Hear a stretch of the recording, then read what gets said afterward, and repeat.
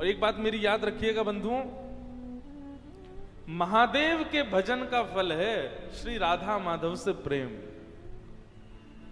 आपको यदि किशोरी जी से, ठाकुर जी से प्रेम हो रहा है तो निश्चित है महादेव का इस जन्म में नहीं तो पूर्व जन्म में, नहीं तो कभी ना कभी आपने भजन तो किया है। कई लोग मिलने आते हैं, मुझसे कहते हैं हम लोग पहले महादेव को बहुत भजते थे महाराज जी, पर अब हमारी थोड़ी सी निष्ठा जो है वो वृंदावन के प्रति हो गई है, कहीं महादेव नाराज तो नहीं हो जाएंगे। अरे कभी नहीं, महादेव प्रसन्न होते हैं तब अपने वैष्णव को वृंदावन का उपासी बना देते हैं। बुरा मत मानिएगा, अन्यथा मत लीजिएगा मेरी बात को, लेकिन महादेव को भज रहे हो 40 साल से और अभी भी महादेव ही प्रिय लगते हैं तो अभी महादेव प्रसन्न नहीं है। महादेव प्रसन्न होते हैं तो शामा शाम प्रिय लगने लग जाते हैं। हमारी श्री जी का, हमारी किशोरी जी का सबसे ज्यादा यश किसने गाया? महादेव ने गाया। राधा कृपा कटाक्ष स्तोत्र कौन गाता है? हिमालय की कंदराओं में बैठे महादेव ध्यान कर रहे थे, तभी पार्वती जी आकर के पूछती हैं आप तो महादेव हो, दुनिया के सब तो देव हैं, आप तो महादेव हो, महादेव को किसी की उपासना की इच्छा कैसे हो सकती है, आप किसको भजते हो? तब महादेव उनको राधा कृपा कटाक्ष स्तोत्र सुनाते हैं। बोले पूरा विश्व मेरो ध्यान करे पर मैं तो अपनी श्यामा जी को ध्यान करूं, मैं तो किशोरी जी को ध्यान करूं। सदा श्री राधा रानी का स्मरण करते हैं महादेव। मुझे इतनी प्रसन्नता हुई, अभी जब नासिक में कथा थी तो मैं त्र्यंबकेश्वर गया, प्रथम दिन गया और अंतिम दिन गया, 2 ही दिन, क्योंकि बाहर जाना अलाउ नहीं था मुझे। तो जब मैं त्र्यंबकेश्वर गया तो वहां के सब पुजारी जैसे ही मुझे देखा तो वे सब पता क्या बोले? श्री राधा वल्लभ लाल की। मैं ये सुनते ही बिल्कुल स्तब्ध हो गया। मैंने कहा आपने ऐसा क्यों कहा? तो वहां के पुजारी बोलते हैं, बोले हम वर्षों से त्र्यंबकेश्वर भगवान की सेवा करते आए, हमेशा कपाट खोलते ही शिव महिम स्तोत्र बोलते हैं, ओम नमः शिवाय का उच्चारण करते हैं, हर हर महादेव बोलते हैं, पर आपने बताया कि महादेव के निज ठाकुर जी श्री राधा वल्लभ लाल हैं जो कि वृंदावन में विराज रहे हैं, और महादेव के सामने यदि जाकर के राधा वल्लभ लाल की जय बोलोगे तो तीनों नेत्र खोल करके देखेंगे। तो तब से हम लोग यही बोलते हैं, श्री राधा वल्लभ लाल की जय। जो लोग, अभी श्रावण भी आने वाला है, इस बार का श्रावण मेरे कहे से करना। जितनी देर श्रावण में आप महादेव का अभिषेक करो, इस बार ओम नमः शिवाय, ओम नमः शिवाय बोलना चाहिए। ओम नमः शिवाय से सारे कष्ट हरते हैं भैया, वो सर्वोपरि मंत्र है। अपने कष्ट निवारण के लिए यदि आप महादेव के पास गए हो तो ओम नमः शिवाय बोलना, लेकिन महादेव को प्रसन्न करने यदि गए हो तो अब की बार जब जल चढ़ाओ, दूध चढ़ाओ, गन्ने का रस चढ़ाओ, कुछ भी चढ़ाओ, उस समय हमारी श्री जी का नाम कहना, श्री राधा श्री राधा श्री राधा श्री राधा। आप अनुभव करेंगे महादेव के रोए खड़े हो जाएंगे, महादेव आनंदित हो जाएंगे। महादेव तो सबसे बड़े उपासी हैं हमारे वृंदावन के।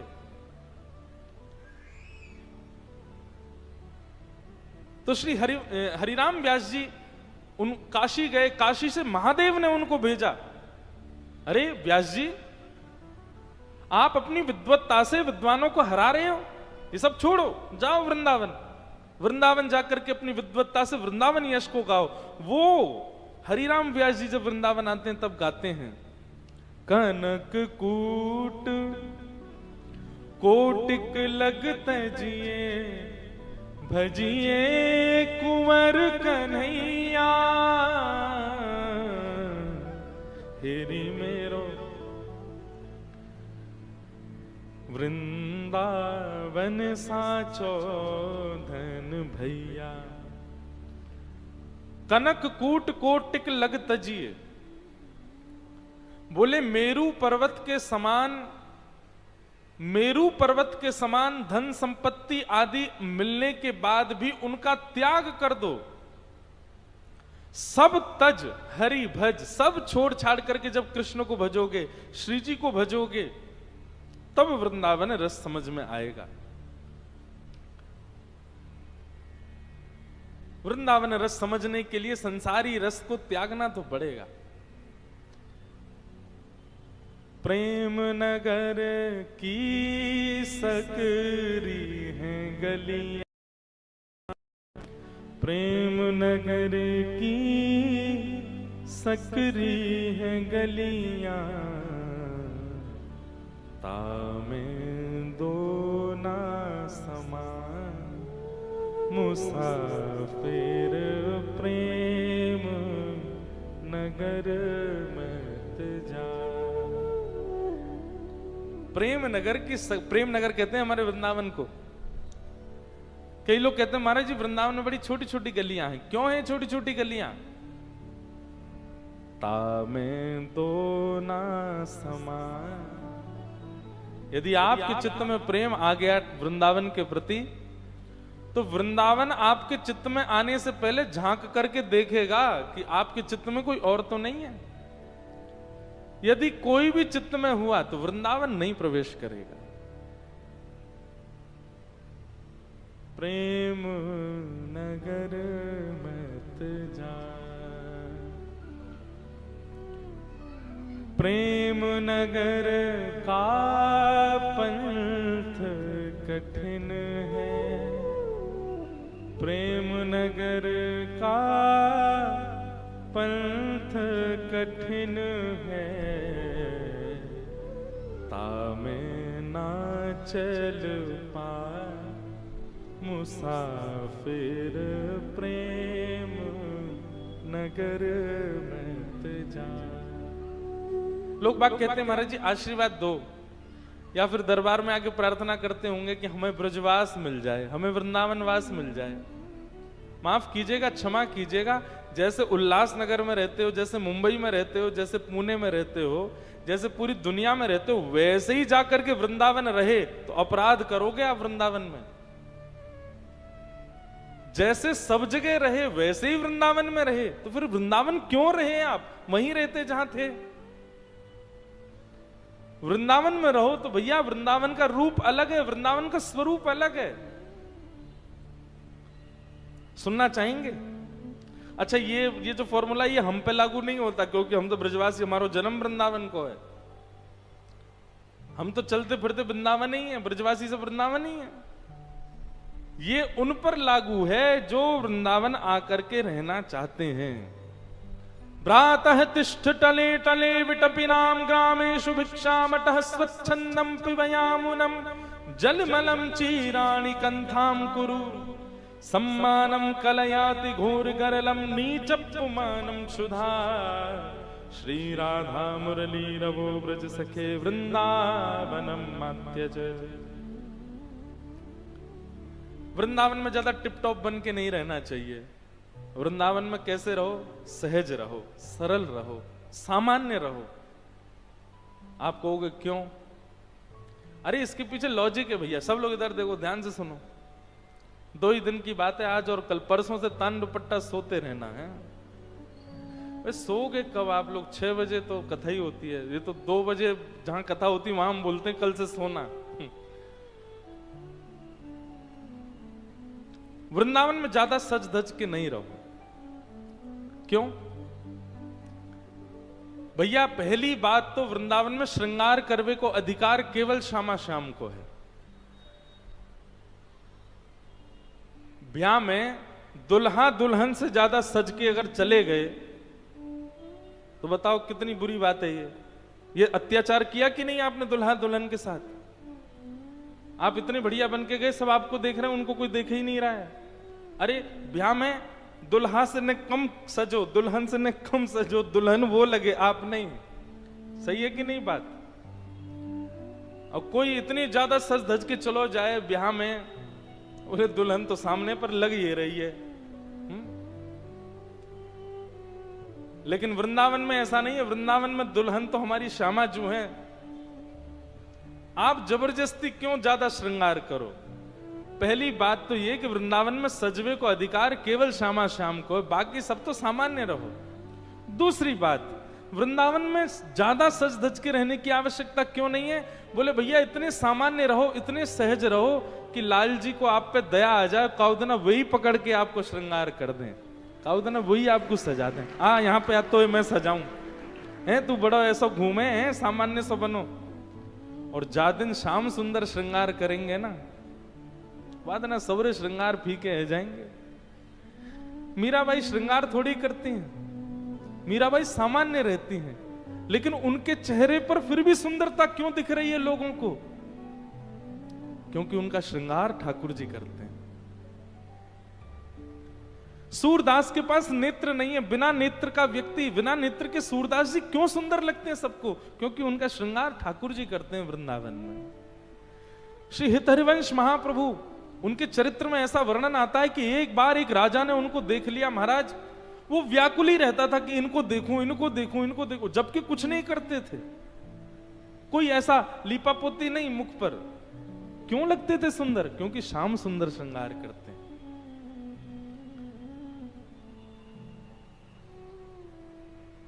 इसलिए वृंदावन में सामान्य रहो, सम रहो,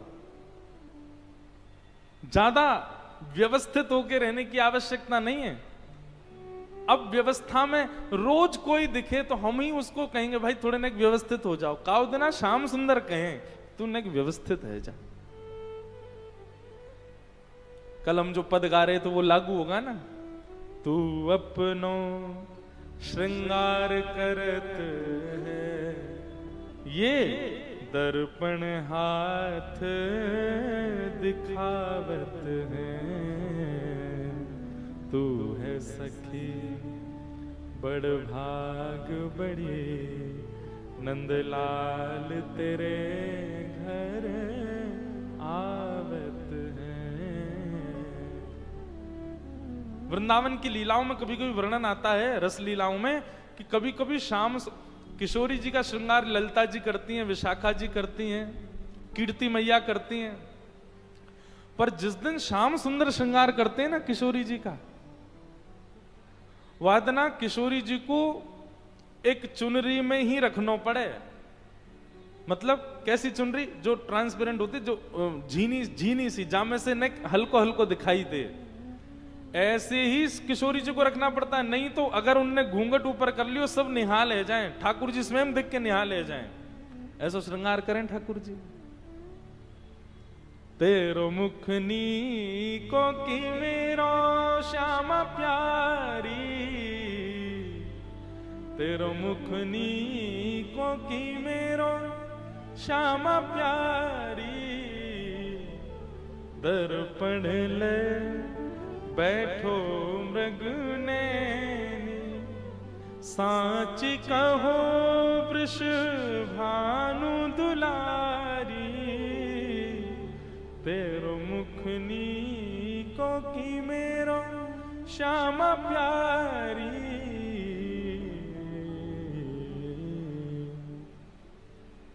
तो वृंदावन में सम रहो, सामान्य रहो। क्यों? दो कारण। प्रथम कारण तो वहां दुल्हा दुल्हन बैठे, उनको ही सजन दो, तुम काहे को सज रहे हो। और दूसरा कारण कि हमारी सम रूप पर, हमारे सामान्य वेशभूषा पर काउदन ठाकुर जी रीझ जाएं, और रीझ करके ठाकुर जी हमारा श्रृंगार कर दें। अच्छा देखो, इसका एक उदाहरण बताएं। महादेव, महादेव से ज्यादा सम और सरल रहने वाला कोई दूसरा देवता नहीं है। पूरी दुनिया में चले जाओ, महादेव कैसे बैठे हैं?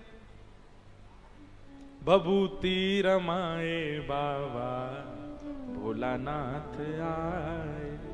भभूति रमाए बैठे हैं, गले में सर्प, कानन में कुंडल, ध्याये नित्यम महेशम रजतगिरि निभम चारु चंद्रावतंशम, रत्ना कल्पोज्ज्वलांगम पयुषमृगवरा भीति हस्तम प्रसन्नम, पद्मासीनम समन्ता स्तुतमर गणै व्याधि कृत्यम वसानम, विश्वाद्यम विश्ववंद्यम अखिल भयहरम पंचवक्रम त्रिनेत्रम। कितने सम रहते हैं महादेव। ये देखो, ये ऊपर विराज रहे हैं झूलेलाल जी के बगल में, कैसे सम। लेकिन इनका वृंदावन में दर्शन करो। वृंदावन में कैसे हैं? नथनी पहन रखी है, आंखन में काजर लगा रखो है, गले में नवलखा को हार पहन रखो है, होठन में लालिमा लगा रखी है, गाल में लाल लाल गुलाबी गुलाबी जैसे गुलाब जामुन धरे हो ऐसे कर रखे हैं, और महाराज मांग में सिंदूर भर रखो है, जटा केश बना ली है, और ऊपर से लगाए सुंदर चुनरी ओढ़ करके बिल्कुल सज धज करके। ऐसा श्रृंगार, ऐसा रूप, ऐसा स्वरूप पूरे विश्व में नहीं है महादेव का जैसा हमारे वृंदावन में। क्यों? क्योंकि वृंदावन में श्रृंगार श्याम सुंदर ने किया है महादेव का।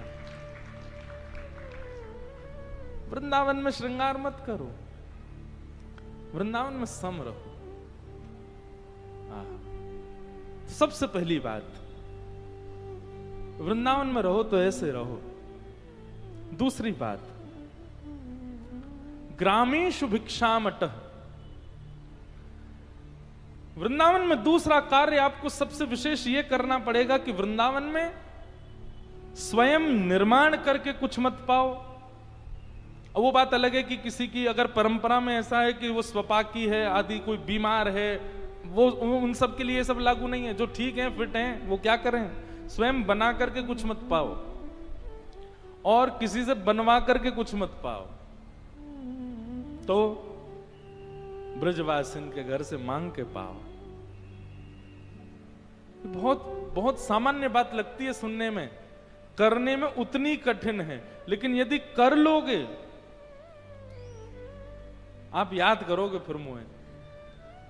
एक बार प्रयास तो करके देखो वृंदावन जब जाओ। और सुनो, मेरे घर मत आइयो आप लोग, क्योंकि आते सीधे बोलोगे हम तो उल्लासनगर से आए, वसंत शाह दरबार से आए। अपरिचित जगह पे जाओ जहां आपका परिचय नहीं हो।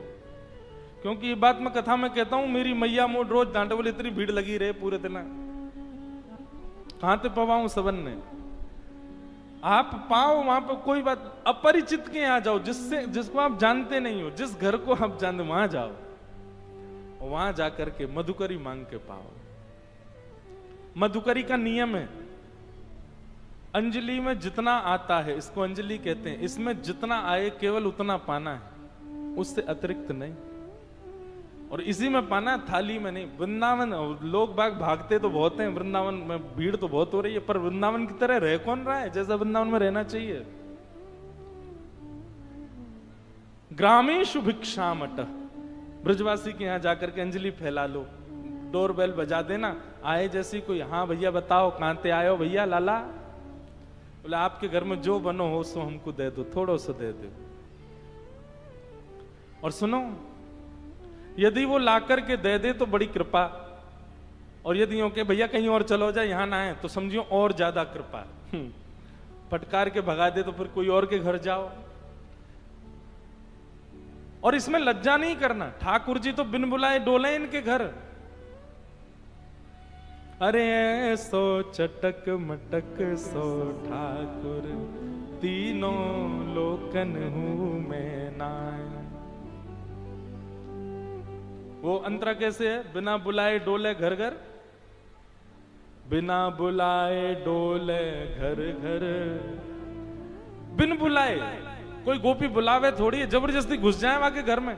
और मांग के खानो तो मैं कह रहा हूं ठाकुर जी तो छीन के खा जाएं गोपीन सो। जिस वृंदावन में गोपियों की यहां छीन छीन करके, चोरी कर करके परब्रह्म खा रहा है, वहां हम मांग के नहीं खा सकते, मांग के पाओ।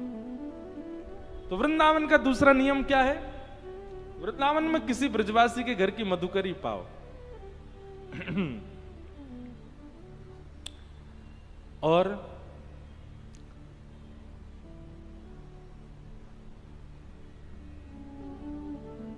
स्वच्छंदम पिबयामुनम जलमलम। पान करने के लिए पानी भी श्री यमुना जी का ग्रहण करो। अब यमुना जी का जल तो इतना स्वच्छ नहीं है, पर वृंदावन में जहां कहीं भी जलाशय मिल रहा है, नल से हो किसी के घर से हो, वो सब श्री यमुना जी का स्वरूप है। लेकिन जब तक यमुना जी शुद्ध नहीं हो रही हैं, तब तक कम से कम इतना भाव रख सकते हैं, किसी भी जल को लो और जल को लेकर के फिर उसमें यमुना जी का भाव रखो, ये यमुना जी हम इनका पान करें, इस प्रकार से पान करो। स्वच्छंदम पिबयामुनम जलमलम।